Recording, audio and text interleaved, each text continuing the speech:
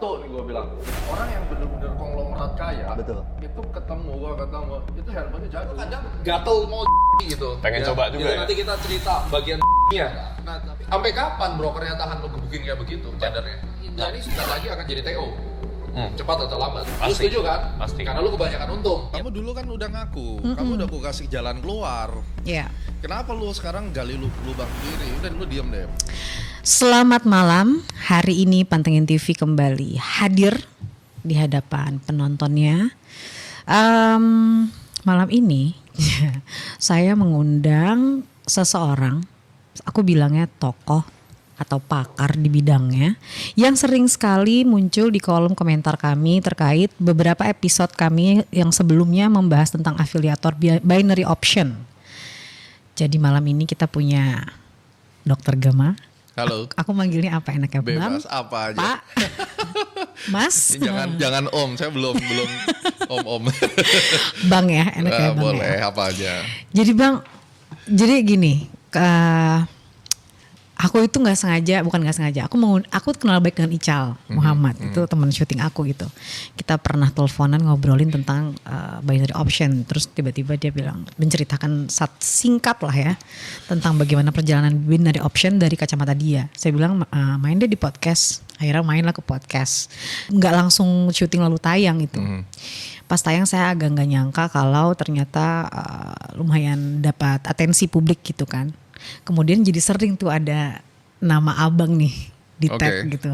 Lalu saya membuka dan saya mempelajari beberapa postingan abang. Bahkan katanya abang, ini kita ngomong background pendidikan dulu ya. Punya 13 gelar. Saya nggak ngitung sih, lupa gelarnya. Sampai nggak ngitung.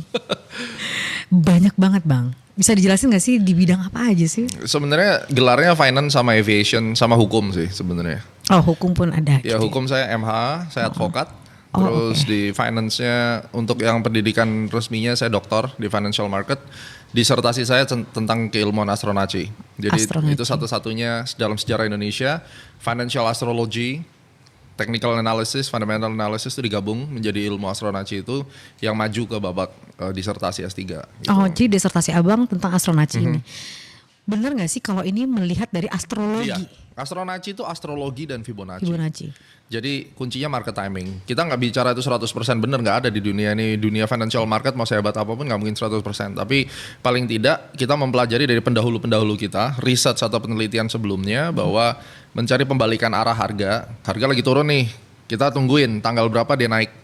Itu akan memperbesar kemungkinan kita untuk benar. Nah itu kombinasi antara time dan price. Dan ternyata saya menemukan, menyempurnakan penelitian-penelitian dari tahun 1900 itu, akhirnya ilmu ini jadi bahwa time and price itu bisa dihitung, dikombinasikan dengan planetary dan Fibonacci numbers dan ratio. Akhirnya ketemu ilmu itu dan dibuktikan di market IHSG sama gold gitu. Oh, bener nggak katanya kalau full moon? Tadi aku sempat ngobrol juga. Kalau full moon itu katanya tingkah pola manusia tuh agak aneh. New moon dan full moon, dua. New moon dan full moon. Manusia itu kan hidup di dalam getaran, vibration, the law of vibration. Oke. Mungkin pernah dengar juga the law of attraction. The law of attraction tahu. Ya, the law of attraction itu anak daripada the law of vibration. Karena semuanya suara kita nih, Anda bisa dengar suara saya, bisa lihat ini kan semua getaran. Getaran, betul. Ya getaran itu mempengaruhi segala sesuatu. Otak juga ada hukum getarnya. Jadi apapun benda atau yang bisa terlihat ini semua ada dalam bentuk getaran. Nah energi. Ya, energi ini yang ngedrive semuanya. Jadi secara astrologi ketika misalnya bulan itu full atau bulan baru gitu, itu getarannya. Human psychology berubah, mood in factor moodnya jadi berubah. Dan itu bukan cocok logi orang bilang, udah terbukti secara saintifik. Kalau enggak kan nggak mungkin kan, karena untuk mendapatkan S3 itu harus ada penelitian sebelumnya. Betul. Yang saya kembangkan gitu dan saya temukan. Dan manusia mempengaruhi keputusan dia di market gitu. Baik dia mau jual atau beli gitu. Betul. Maksudnya akhirnya adalah astronaci. Betul. Jadi kita mengundang master astronaci gitu ya. Cuma memang waktu saya masuk itu adalah transisi besar-besaran dari offline ke online. Oke. Ya itu awal mulanya online trading itu mulai diperkenalkan 2005 waktu di saham ya. Karena saya memang gedenya di saham gitu. Dan sampai sekarang memang major portofolio saya di saham. Di saham memang. Karena that's the only investment yang benar. Kalau kita bicara investment ya, di produk risk investment itu di situ. Karena kalau ada risk free investment itu adanya di bond, obligasi. Makanya jadi kalau ngobrol sama teman-teman OJK gitu, segala sesuatu yang menjanjikan keuntungan pasti selain bond itu dianggap investasi bodong. Definisinya di situ. Jadi kalau robot Bang? Ya robot kalau dia menjanjikan investasi pasti yang fix returnnya itu udah pasti akan dilabel investasi bodong. Karena secara keuangan investasi yang fixed income itu udah pasti yang fixed return ya fixed income tadi. Oh gitu. Karena market bond itu kan adalah pinjam uang, saya pasti balikin sesuai dengan kuponnya kan gitu returnnya. Nah sekarang kalau robot itu kan bermain di market yang dynamic, bagaimana mungkin bisa dipastikan profitnya?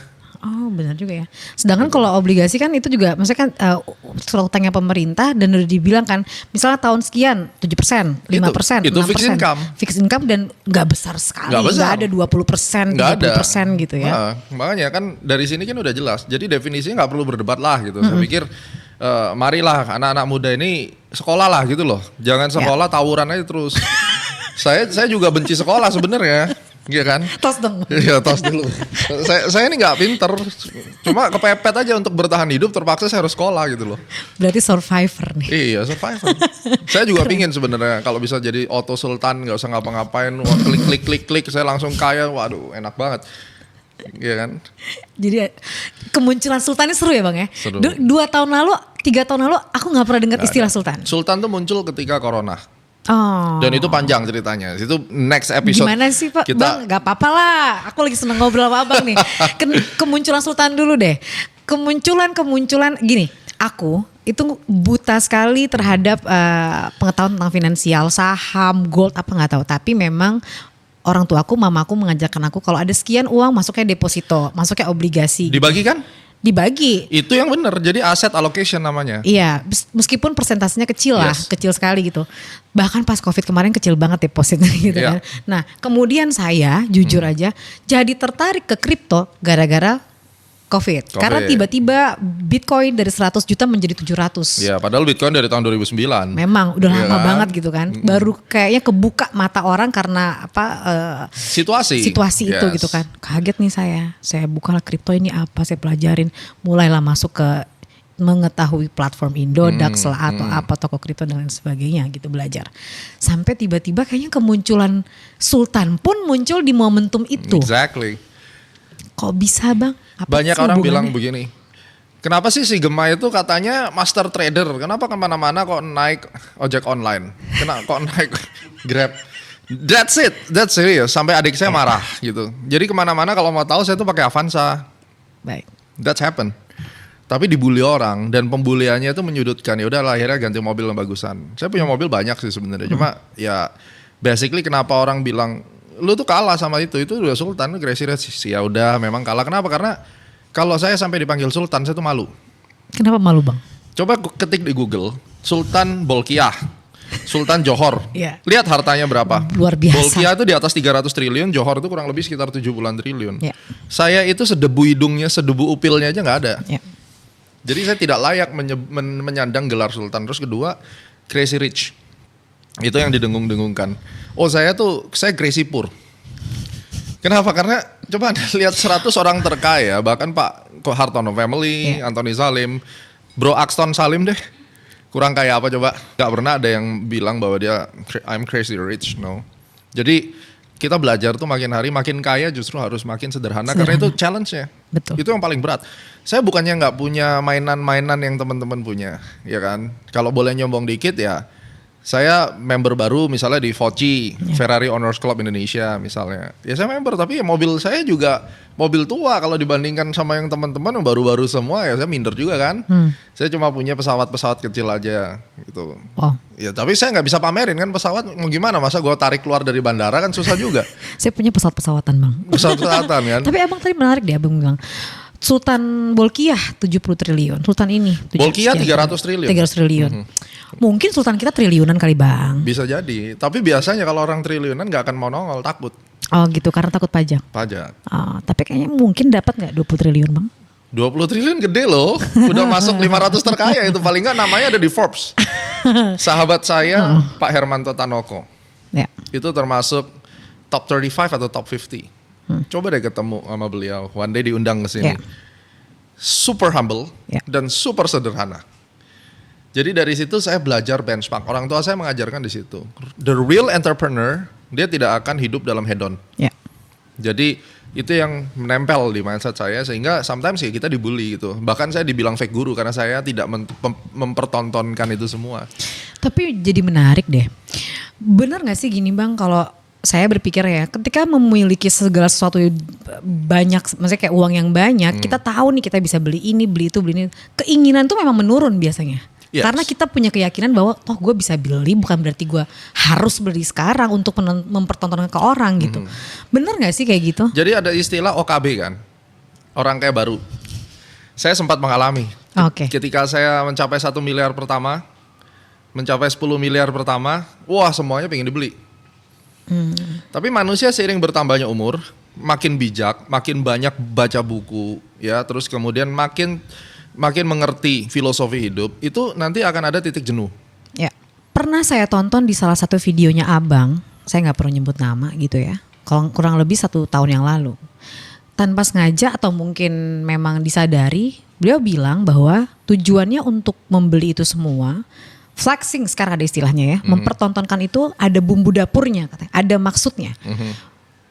Berarti ada orang-orang, saya nggak menyebut nama siapa ya, orang-orang yang menunjukkan dirinya dengan membeli atau memiliki sesuatu untuk memanipulasi dong. Jadi ini bisa iya dan tidak, tergantung motivasinya. Oke. Memang tidak bisa dipungkiri bahwa culture budaya di negara kita, contoh ya, saya punya gelar begitu banyak. Ya. Kurang apa coba, ya kan? Semua sertifikasi saya punya wakil manajer investasi dari OJK ibaratnya. Tapi saya datang ke Mbak Gita deh. Yeah. Saya datang ke sini dilihat, ini orang katanya gelarnya banyak tapi datang pakai ojek online gitu. Begitu saya mau ngajarin Anda tentang investasi, saya percaya juga akan ada keraguan dalam hati. Yeah. Memang culture-nya demikian sehingga mau tidak mau ada supply dan demand. Demand-nya demikian. Mereka tidak memberikan apresiasi terhadap gelar yang segitu panjang misalnya. Gelar ini kan artinya adalah kompetensi, standarisasi bahwa ini orang bukan sembarangan. Ngomong moving average itu 1000 orang bisa beda ngomongnya, tapi yang benar yang mana kan gitu. Demand-nya ada, jadi nggak salah juga kalau supply-nya mau tidak mau begitu. Karena dia kalau nggak begitu nggak makan. Ini menjadi krisis, makanya saya bilang bonus demografi yang ada di Indonesia ini kalau tidak diimbangi dengan edukasi moral, hancur. Makin tidak terkontrol. 10 tahun dari sekarang metaverse masuk. Itu lebih gila lagi. Bagaimana sekarang kita bisa mengapresiasi kehidupan nyata kalau dia punya kehidupan yang lebih baik di dalam VR-nya. That's another challenge.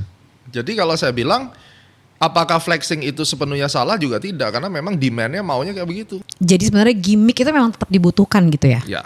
Jadi Abang bisa bilang bahwa apa yang dipertontonkan oleh sultan dan sultan itu bisa jadi memang bertujuan untuk marketingnya dia. Mendapatkan atensi. Mendapatkan atensi pertama. Which is fair enough. It's okay. Begitu lu dapat atensi dan ada orang masuk mau belajar, dan kamu akan di-challenge tanggung jawabmu sebagai seorang guru. Itu dia. Di sini orang gagal. Dia tidak sadar bahwa orang yang datang kepincut dengan kamu punya flexingan itu dikirim sama Tuhan untuk menguji tanggung jawabmu sebagai orang manusia atau sebagai guru. Bertanggung jawab nggak? Karena ini bukan masalah duit bagi kita. Ketika saya mengajarkan satu hal kepada seorang manusia, ini the principle of learning, principle of primacy. Ya, kalau yang guru-guru pasti ngerti konsep ini. Ketika anak ini adalah gelas kosong, lalu saya ajarin tentang trading, dan itu salah atau sesat, itu nempel tidak bisa di unlearning seumur hidup. Itu nempel di unconscious mind-nya sampai mati. Alam bawah sadarnya nempel. Ini yang membuat saya gemetar. Saya flight instructor FAA. Ketika saya menjadi guru terbang, saya itu mempelajari fundamental of instruction, how people learn.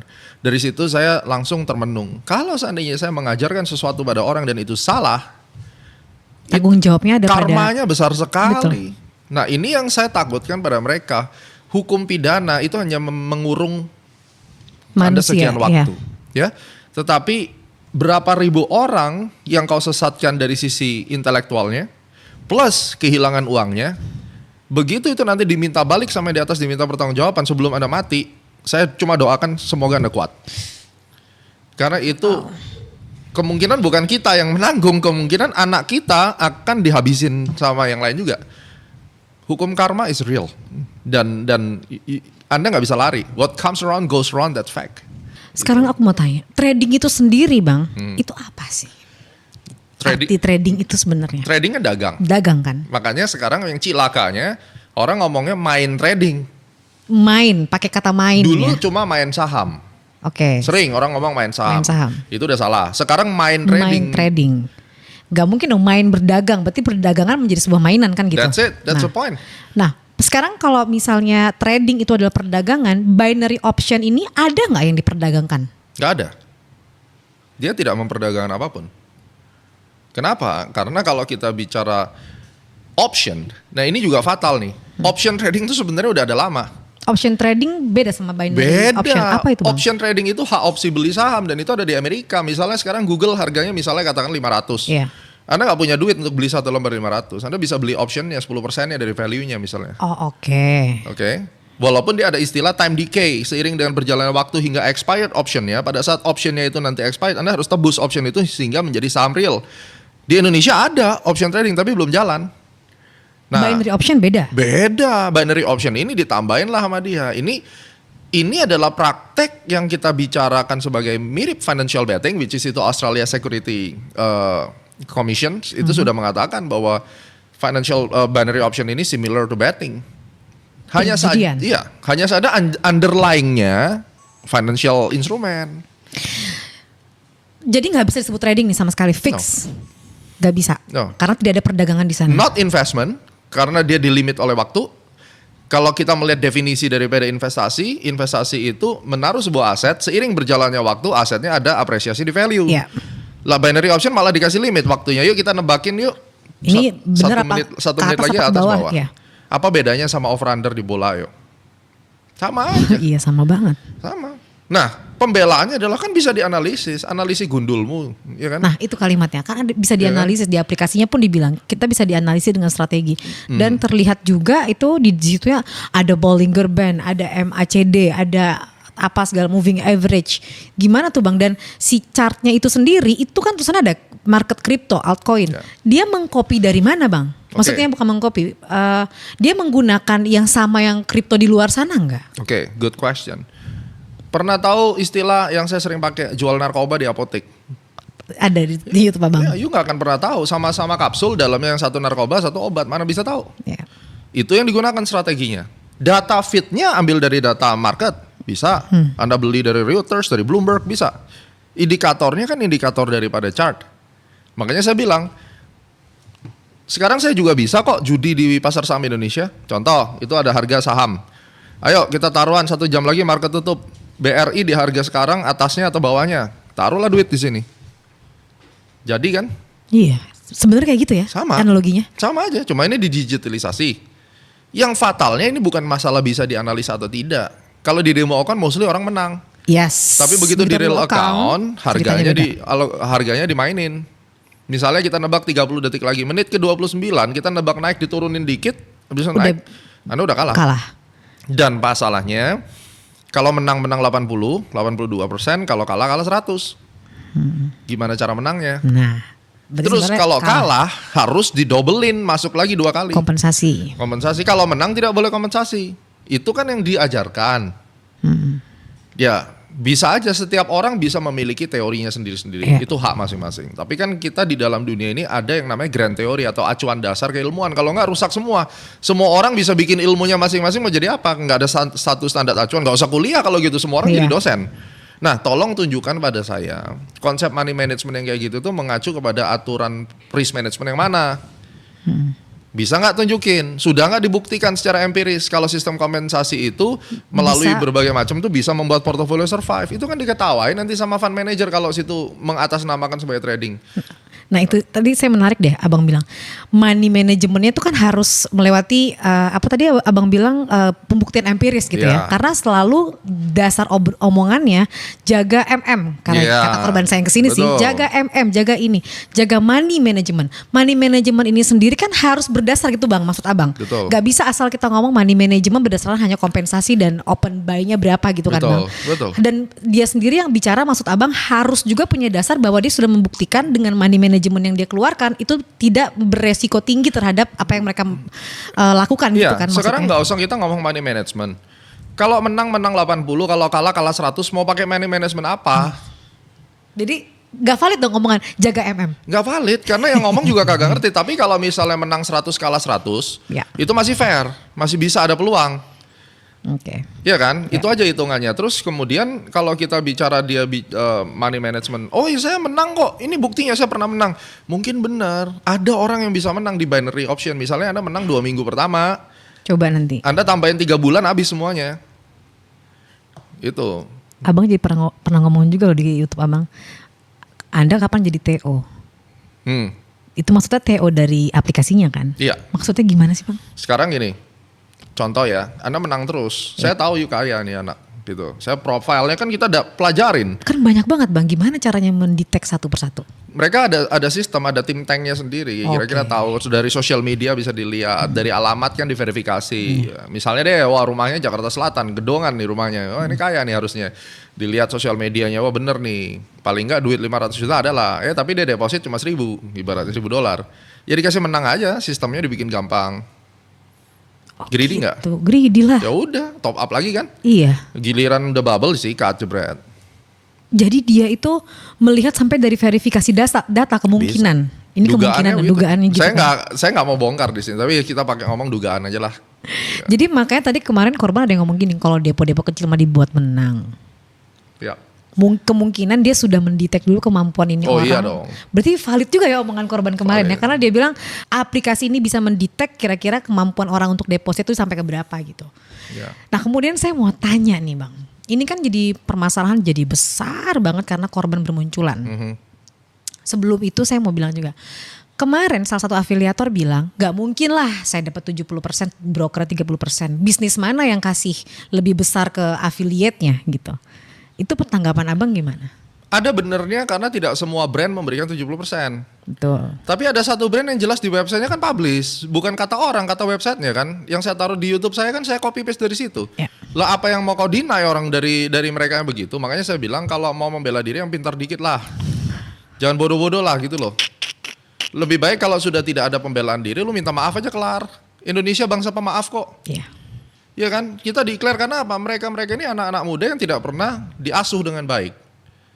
Sehingga mereka salah jalan. Setiap orang itu berhak salah dan setiap orang berhak bangkit dan diberi kesempatan kan gitu. Ya. Ya, kalau memang sudah gitu jangan mengada-ngada deh ngomong gitu loh. Terus kemudian yang paling parah, ingat sekali lagi. Anda sebagai influencer menginfluence untuk semua orang ini jadi gila. Nah terus bagaimana ini ribuan orang kalau salah konsep berpikirnya. Saya sedang bikin konten memberikan edukasi gratis, kuliah gratis 2 bulan. Oh, okay. Kemarin kita press conference juga. Itu dibully loh, saya kaget hari ini. Sampai saya emosi, udahlah nggak usah deh, batalin aja deh. Hopeless ini, mereka ini memang sudah sepantasnya dibantai di situ. Sampai saya emosi. Lu iri lah, wah ujung-ujungnya jual brand lu sendiri lah. Ini kan mindsetnya udah rusak. Dan rata-rata yang ngomong begini kan usianya di bawah 30. Nah kalau di dalam akal sehatnya saja bisa berpikir sampai demikian, pansos lah, saya nggak perlu pansos. Orang saya ini, saya jadi populer tiba-tiba karena ini gue populer dari dulu urusan finance gitu. Iya. Mungkin kayak kata Abang kali tadi. Apa tuh? Subconscious mind-nya udah kena. Udah kena. Makanya dia mau Abang ngomong kayak gimana, mau bongkar seperti apapun, mau siapapun udah nggak bisa. Berarti kan orang ini tidak ada common sense. Nggak punya common sense. Bagaimana dia mendidik anaknya? Saya lihat jauh sekali. Kalau bapaknya ini calon bapaknya nggak punya common sense, anaknya mau jadi apa? Betul. Lah anaknya dia kan yang nerusin generasi Indonesia ini. Pak Jokowi mungkin 20 tahun lagi udah pensiun, hidup enak sudah.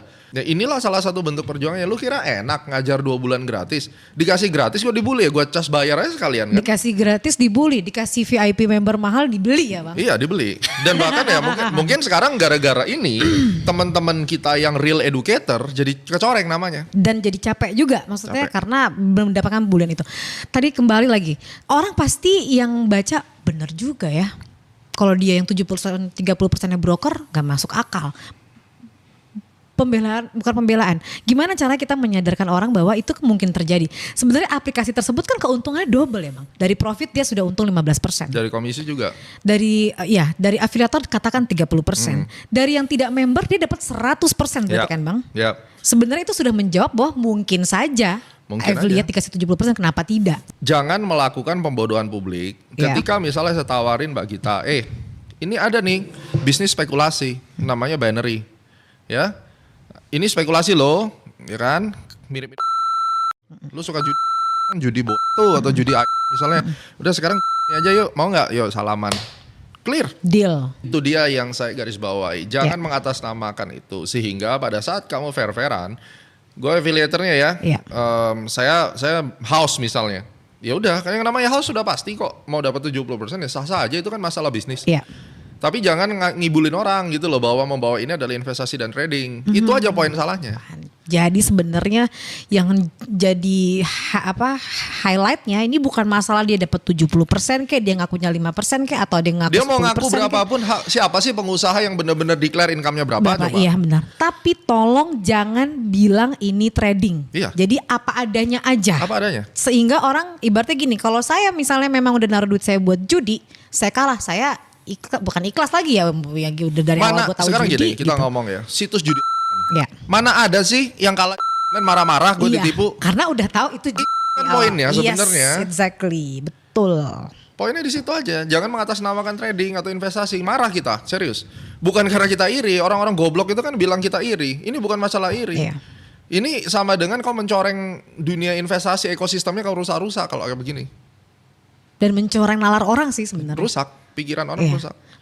Karena mungkin ribuan orang, kalau benar sampai ratusan ribu lah ada yang bilang, mungkin kalau belum tentu mereka ikut. Belum tentu.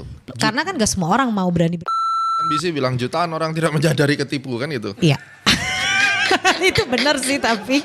Jadi buat adik-adik yang di rumah yang merasa, oh Gema ini sirik sama orang, saya bukan sirik. Tapi tunggu sampai orang tuamu, anakmu, saudaramu, pacarmu bunuh diri hanya karena ini. Tidak ada penyesalan lagi sudah. Makanya saya bilang yang kita putus tuh rantai di sini. Jangan sampai ini merusak social culture. Berapa banyak yang cerai? Berapa banyak bunuh diri? Berapa banyak yang akhirnya kehilangan rumah dan tinggalnya di itu nggak usah dihitung itu. Nah pertanyaannya mereka korban atau mereka juga salah? Mereka juga salah. Gitu loh. Jadi jangan aji mumpung ada yang ngangkat, lalu kemudian Anda mentarget 2 afiliator terbesar, kayak kita pancung halal darahnya kayak begitu kan. Gak bisa, karena afiliator juga bukan 2 bang, banyak banget. Gitu. Memang mungkin 2 yang disebut adalah yang terbesar. Tapi mereka juga sah-sah aja gitu loh. Nah sekarang kan kita nanti ngomong lagi, wih mereka kan menjual suatu hal yang ilegal dan seterusnya. Nah itu lain cerita lagi. Masuk lagi nih bang, aplikasinya berarti bisa disalahkan nggak bang di sini? Karena aplikasinya kan juga ilegal dan mengatasnamakan trading, tidak juga bilang dirinya, nggak bilang lain gitu loh. Ya. Berarti sebenarnya ujung pangkalnya yang salah aplikasinya dong bang? Jadi ada hal yang lucu, tahun 2009 itu dulu ada yang namanya spread betting. Apa itu? Jadi tebak-tebakan spread mirip kayak binary, tapi istilahnya spread betting. Dan itu masuk secara resmi, mereka mengakui bahwa dirinya adalah financial betting. Lalu bertumbuh menjadi binary option ini, lebih halus kemasannya. Oh ini turunannya berarti? Iya pengembangannya daripada spread betting. Jadi kalau Anda Google spread betting versus binary option gitu, nanti akan lihat sejarahnya. Sehingga harus tahu turunannya ini dari mana gitu loh. Nah investor Indonesia kan minim literasi dan males kan. Oke. Jadi sebenarnya yang salah kalau kayak gitu gimana bang? Apa jadi memang gak ada yang salah sih di sini? Salah semua. Salah semua justru. Dan itulah dunia. Kalau bilang dunia adalah panggung sandiwara ya ini. Moral responsibility influencer memang itu tadi kurang ajar. Dan mereka tahu kalau itu. Bukan mereka gak tahu influencer itu. Tapi mereka kemas, dibikin ini seakan-akan trading, money management, bla bla bla bla bla. Mungkin gak kalau mereka juga tahu bahwa orang yang meskipun mereka berkali-kali bilang jaga psikologis, jaga money management, mereka juga sebenarnya tahu orang pada dasarnya akan menjadi greedy. Pasti dia tahu dan mereka itu membuat itu supaya gak disalahkan. Pertanyaannya gak usah banyak ngomong di luar, tanya hati nuranimu. Waktu kau tawarkan itu kamu tahu gak kalau itu? Tahu kok. Kalau ngomong di belakang layar sama saya kan, saya tuh gak pernah ngejudge orang. Ya. Saya gak mau ngejudge, karena saya juga bukan orang sempurna. Tapi kalau ngomong sama saya udah kasih. Begitu kau masuk kantor saya, tinggalkan kesultananmu di luar. Kalau kau masih sultan, saya tidak layak ketemu kamu. Karena saya rakyat biasa, kamu sultan. Tapi kalau sultanmu sudah kau taruh di luar, kita ngobrol deh. Nah, saya selalu begitu. Jadi pada saat mereka ngomong sebagai seorang personal ini dan Gema ngomong, kita buka-bukaan. Dan saya tidak akan membuka itu karena itu adalah personal life. Urusan dia di luar, urusan dia. Ya. Selama kamu tidak mengintimidasi atau menyerang saya ya Kita harus profesional lah paling nggak. Nah dari sini saya cuma ingatkan, mungkin affiliator pada dengar saya. Kamu tidak berurusan dengan hukum, kamu tidak berurusan dengan korbanmu, mungkin kamu bisa lepas, tapi kamu berurusan sama Tuhanmu. Itu yang paling penting. Kamu sudah dipercaya hari ini punya follower, berapa susah. Saya aja mau cari follower Instagram sebanyak Mbak Gita susah setengah mati. Muka aku pas-pasan, gak ada lucu-lucunya kan. Mau cari Instagram follower susah. Influencer rata-rata 1 juta, 2 juta. Gampang bener cari influencer, cari follower. Ya itu dibina dong. Diajarin. Dan bagi saya menghimbau juga para haters. Udah deh. Lu orang juga bukan orang sempurna. Jangan menghakimi. Ya kan? Para korban. Refleksi diri, belajar yang benar sekarang. Karena saya selalu ingat pesan Rinso. Gak ada noda, gak belajar. Iya kan? Kesana jadinya. Tapi bener banget Bang. Bahwa setiap manusia itu ada pasti titik jatuhnya gitu ya. Buat para korban, start a new life juga penting ya. Teriak-teriak sekarang tiap hari. What's the point? What's next gitu. Tapi gak apa-apa sih Bang. Biarkan mungkin ada masanya mereka meluapkan dulu. Tapi melihat nanti ada rehatnya. Gimana caranya belajar naik lagi ke atas. Karena kan kayak Abang bilang. Pasti kalau misalnya saham turun ada reboundnya. Jadi pasti ada momentum untuk rebound juga kan Bang. Nah aku mau tanya sesuatu nih. Dengar-dengar. Abang udah dipanggil OJK katanya untuk masalah ini, bener gak? Ya ada ya. Mereka audiensi lah biasa kan. Kalau OJK kan memang membuka pintu buat semua. Ya kita audiensi, pendapat expert bagaimana. Karena kan saya member OJK juga, ibaratnya saya pemegang lisensi. Terus kemudian kita bikin podcast juga dengan Bang Tongam, dia ketua daripada Satgas Waspada Investasi. Ya itu merupakan sebuah bukti bahwa OJK itu juga tidak tinggal diam. Sebenarnya ranah binary kan bukan ranahnya OJK. Betul. Ya, ranahnya Bapepti. Tapi kebetulan karena Satgas Waspada Investasi ini diketuai oleh OJK, akhirnya beliau-beliau inilah yang ada satu tim yang ikut melihat gitu. Berarti ini sudah dilirik nih permasalahan ini sama pemerintah? Sudah dari dulu sih sebenarnya. Dari dulu. Sudah dari dulu. Kemungkinan Bang, kasus ini akan ada ujungnya atau akan menguap begitu aja menurut Abang? Itu tergantung pemerintah. Bener-bener yang penting pemerintahnya sekarang mau ngapain, menindak seperti apa. Menurut kacamata Abang? 50-50 kita gak bisa tahu. Kalau ditanya ada pasalnya gak, kalau mau dibikin ada ya ada. Kalau sejauh ini ada nggak pasal yang bisa menjerat, entah itu aplikasinya, entah itu afiliatornya? Yang satu aplikasi kan nggak di Indonesia, nggak bisa dijerat. Nggak bisa dijerat itu, udah pasti lolos. Ya, yang kedua afiliatornya sekarang kena nggak Undang-Undang Perlindungan Konsumen? Itu bisa kemungkinan kena di situ. Kalau kemungkinan di situ. Banyak orang bilang bisa nggak dikenain 303 KUHP atau apa itu Bang? Atau 27 ayat 2 misalnya, ya kan? Masalahnya statusnya binary sama pemerintah udah dinaikin belum ke Kalau belum tidak bisa juga. Ya bisa dibantah kan. Oke. Kan gitu poinnya. Nah ini sekali lagi areanya juga rambu-rambunya mau pakai undang-undang Bapepti, undang-undang perlindungan konsumen atau ini juga perlu dibahas, dikaji dan seterusnya. Makanya saya pikir endingnya apa? Misalnya nih semua orang, hore ayo kita bunuh dia, kita tangkap, kita penjarakan misalnya. Duit lu gak balik kok. Iya. Dan gak mungkin juga si afiliator ini harus mengembalikan, itu pasti gak mungkin mau didata satu gak mungkin. Terus kita lihat amarah itu wajar. Betul. Ya, seandainya deh afiliatornya di penjara nih. Iya. Hidupmu tenang gak sih sebenarnya? Iya. Apa bisa mengembalikan kekayaan? Iya, memenjarain anak orang, tenang gak?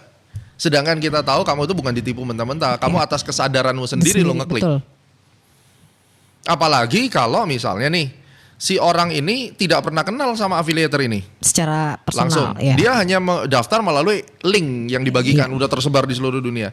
Kan tidak bisa secara langsung mengatakan bahwa lu yang salah merugikan saya. Kan dia tidak dipaksa untuk tidak daftar dipaksa. Di situ. Bukan saya bela lo ini ya. Iya, Kita di sini di Pantengin ini berusaha mencoba netral dan kita menyadarkan, menghimbau semua orang gitu loh. Ayo kita berpikir yang fair aja. Iya. Dan saya bilang tetap influencer itu salah. Karena dia tahu hati nuraninya. Menurut saya, dia tahu kalau ini adalah akan makan korban, dia tahu. Sebenarnya mereka tahu nggak sih bahwa cepat atau lambat mereka akan ada kasus besar ini? Pasti tahu. Sebenarnya hanya menunggu waktu gitu. Iya, cuma waktu menunggunya mereka udah punya 100 M.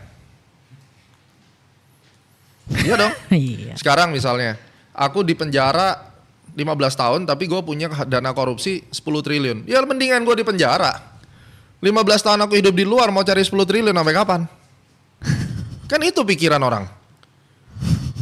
Makanya di Cina koruptor hukum mati kan?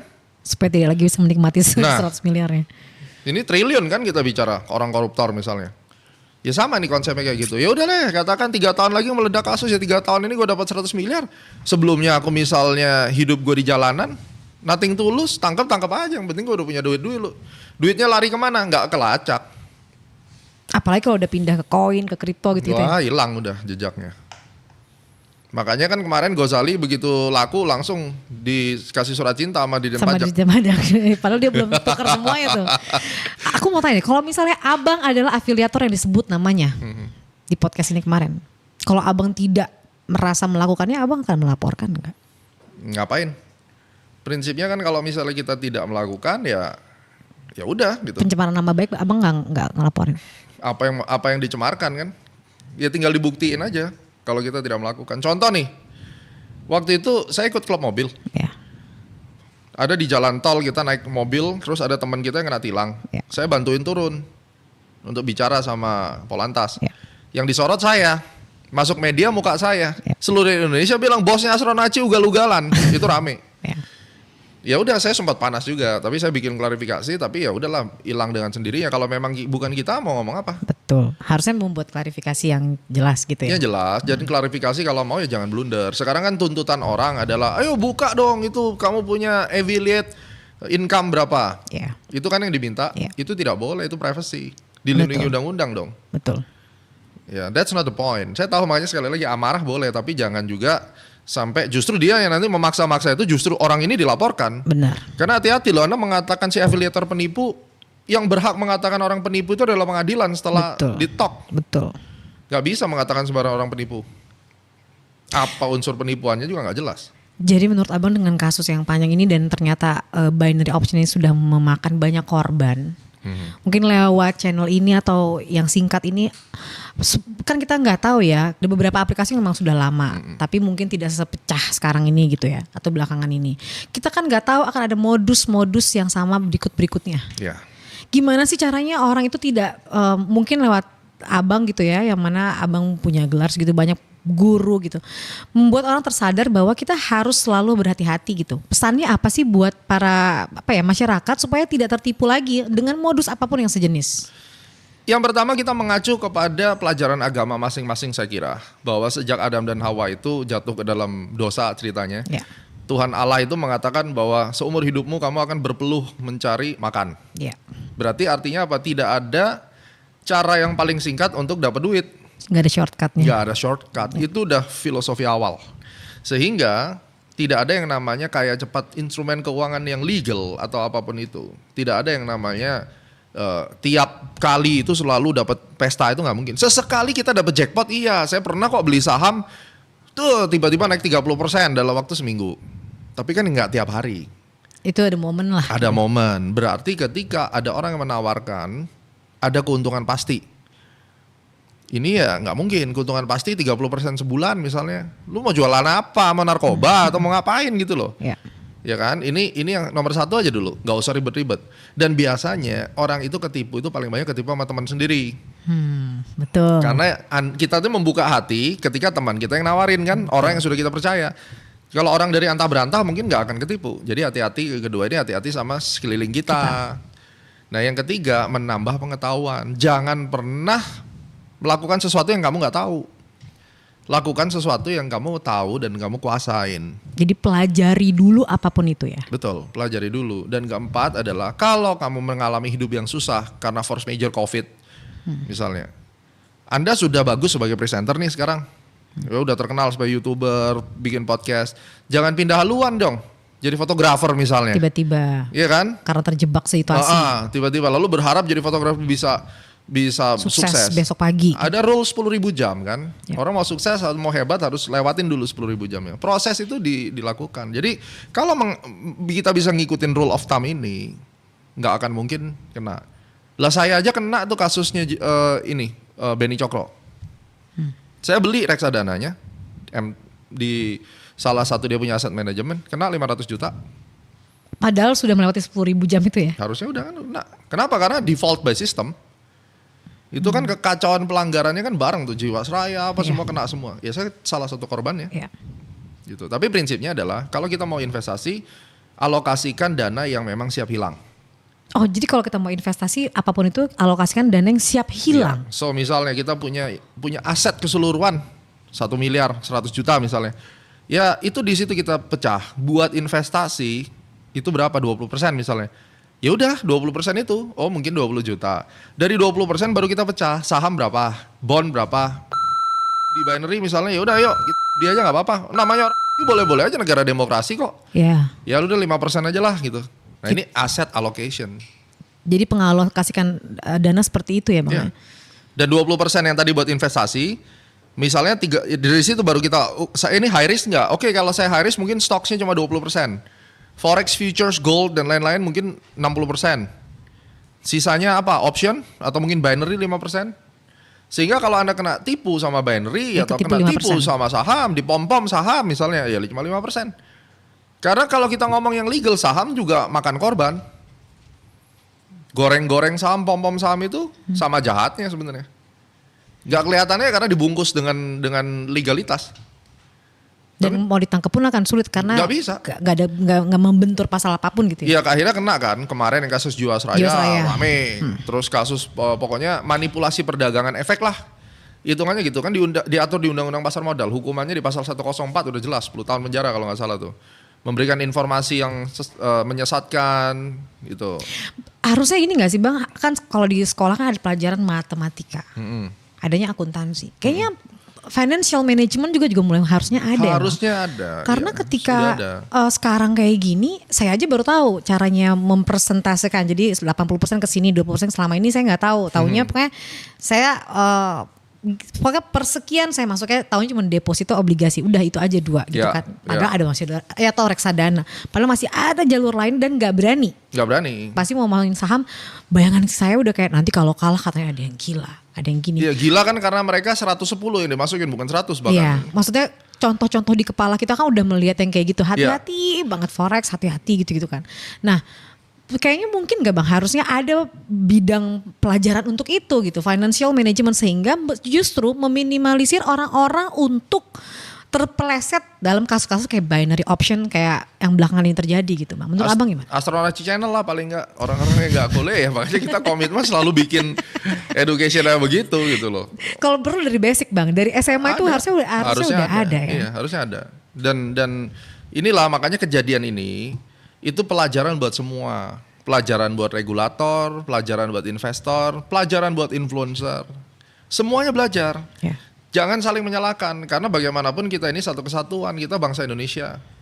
Ya kan? Jadi kalau misalnya kita bisa mulai berubah dan mau ada komitmen untuk lebih baik, pasti selesai masalahnya. Aku mau tanya, pesan Abang untuk korban yang sekarang mungkin secara mentalitas sudah hancur banget, belum tentu dia marah-marah. Mungkin sekarang dia cuma diam duduk di dalam kamarnya ngebayangin udah segitu banyak kayak uang yang hilang, dia baru menyadari kesalahannya dan dia nggak tahu besok dia akan makan apa. Ada pesan gak Bang buat mereka?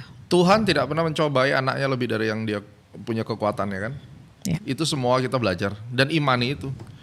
Segala sesuatu yang terjadi dalam hidup kita, baik atau buruk, itu atas kehendaknya dan untuk kebaikan kita di masa yang akan datang. Itu yang saya bisa sampaikan. Jadi berjuanglah. Selama nyawamu masih belum diputus, gak ada kata gagal. Kecuali kamu mati gitu loh. Jangan mengakhiri hidupmu. Dikejar-kejar debt collector, kalau harus masuk penjara karena ngutang sama orang dianggap penipuan ya masuk aja penjara. Setelah keluar dari penjara kan hidupmu bebas. Masih ada berapa puluh tahun lagi. Dan setiap manusia punya jatah gagal ya Bang? Iya. Itu yang harus kuat. Jadi saya bukan termasuk orang ya, kamu harus mempertanggungjawabkan kesalahanmu. Itu bahasa yang menghancurkan. Yang saya selalu ajarkan buat orang-orang yang rugi juga, burung di udara aja bisa Tuhan pelihara, apalagi kamu manusia.